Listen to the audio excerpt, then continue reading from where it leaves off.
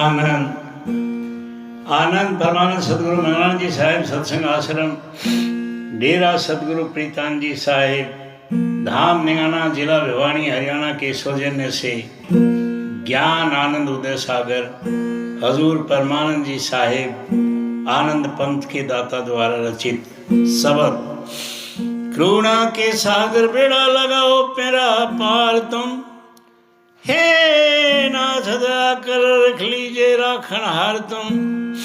पे धर्म दयाल तुम बिना न कोई है हमारा, इस कारण स्वामी बेड़ा लगाओ मेरा पार तुम।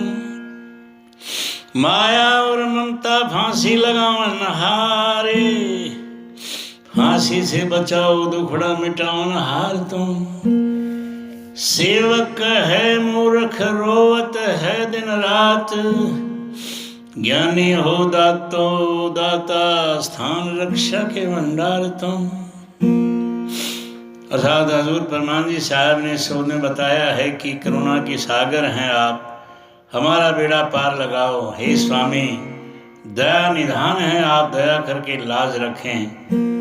आप रखावनहार हैं, आप दयाल हैं, आपके बिना हमारा कोई नहीं है। इस कारण हे सतगुरु स्वामी हमारा बेड़ा पार लगाओ, आप ही के हाथ है। मोह माया का फंदा हमारे गले में लगा हुआ है, इस फंदे से हमें बचाओ। आप यही दुख मिटाने वाले हैं। मैं आपका सेवक नादान और पागल हूँ, इस कारण दिन और रात से रो रहा हूँ। आप ज्ञानवान हैं, हे मेरे दाता रक्षा के भी भंडार आप ही। दोहा।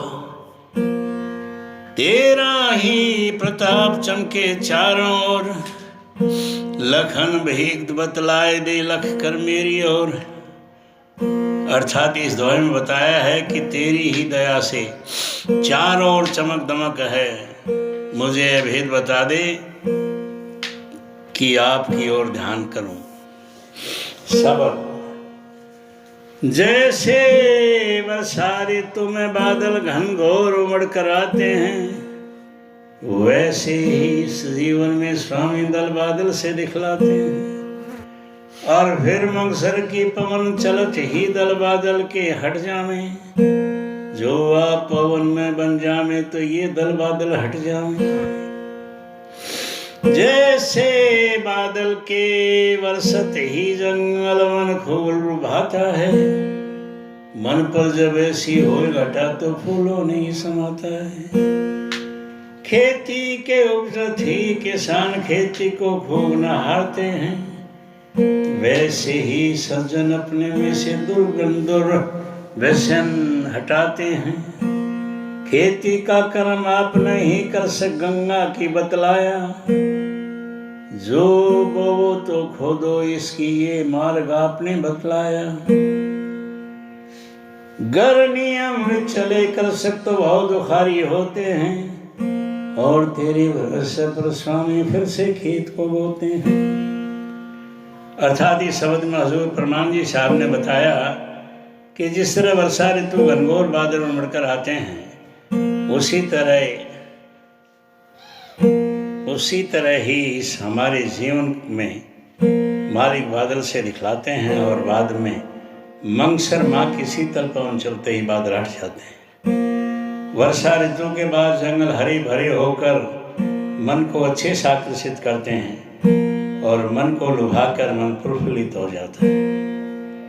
खेती में किसान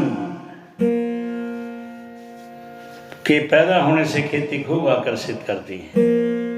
इस तरह सज्जन पुरुष अपने अंदर से बुरे गुणों को हटाकर सभ्य लगने लगते हैं, और अपने ही खेती करने और इस कर्म को शुभ करना बताते हैं, जो गंगा की तरह पवित्र बताया है। जैसे करोगे वैसे भरोगे पाओगे, ये रास्ता आपने बताया और समझाया है। यदि कोई भी चाहे किसान है और नियम पर चलेगा तो संकट आ सकता है और दुख झेलने पड़ सकते हैं। आपके विश्वास पर स्वामी अपना जीवन यापन करते हैं, अर्थात खेती करते हैं। इसी तरह आपकी दया मेरे से संकट के बादल हट जाएंगे और सुखी जीवन हो जाएगा। आनंद।